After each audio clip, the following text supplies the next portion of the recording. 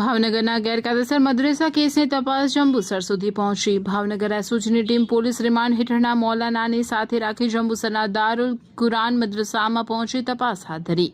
ભાવનગર જિલ્લાના સિરસર વિસ્તારમાં ગેરકાયદેસર રીતે મદ્રેસા ચલાવવાના મામલે ચાલી રહેલી તપાસનો વ્યાપ હવે ભરૂચ જિલ્લાના જંબુસર સુધી પહોંચ્યો છે।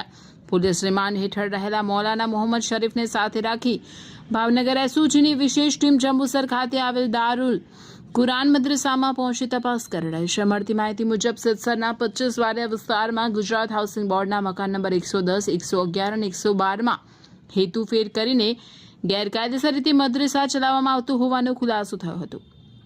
દરોડા દરમિયાન ઉર્દુ અને અરેબિક ભાષાના આશરે 15 પુસ્તકો તેમજ મૌલાનાની 60 પાનાની ડાયરી સહિતનું સાહિત્ય જપ્ત કરવામાં આવ્યું, જેની વિવિધ તપાસ એજન્સી દ્વારા ચકાસણી કરવામાં આવી રહી છે।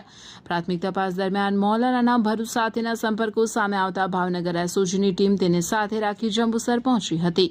પોલીસ સૂત્રોના જણાવ્યા મુજબ મૌલાના ભાવનગર આવતા પહેલા ભરૂચમાં રહી અભ્યાસ કરતો હતો। તેના સંપર્કો, ગતિવિધિઓ અને સંભવિત નેટવર્ક અંગે માહિતી મેળવવા માટે ભરૂચ એસઓજી તથા સ્થાનિક પોલીસના સહયોગથી તપાસ કરવામાં આવી રહી છે। આ કેસમાં મૌલાનાને ભાવનગર લાવવા અને તેને નાણાકીય સહાય પૂરી પાડવાના આરોપસર યુસુફ આરિફ નાઈ મારગનાની અને અનસ મોહમ્મદ સિદ્દીક લાખાણીની અગાઉ ધરપકડ કરવામાં આવી। બંને આરોપીઓને કોર્ટમાં રજૂ કર્યા બાદ જિલ્લા જેલમાં મોકલી દેવામાં આવ્યા છે। પોલીસ દ્વારા સિરસર વિસ્તારના સ્થાનિક રહેવાસીઓ, મદ્રેસામાં અભ્યાસ કરતા વિદ્યાર્થીઓ અને તેમના વાલીઓના નિવેદનો પણ નોંધવામાં આવી રહ્યા છે। પોલીસના જણાવ્યા અનુસાર સમગ્ર કેસની તપાસ અનેક દિશામાં ચાલી રહી છે અને મળતા પુરાવાઓના આધારે આગળની કાયદેસરની કાર્યવાહી હાથ ધરવામાં આવશે।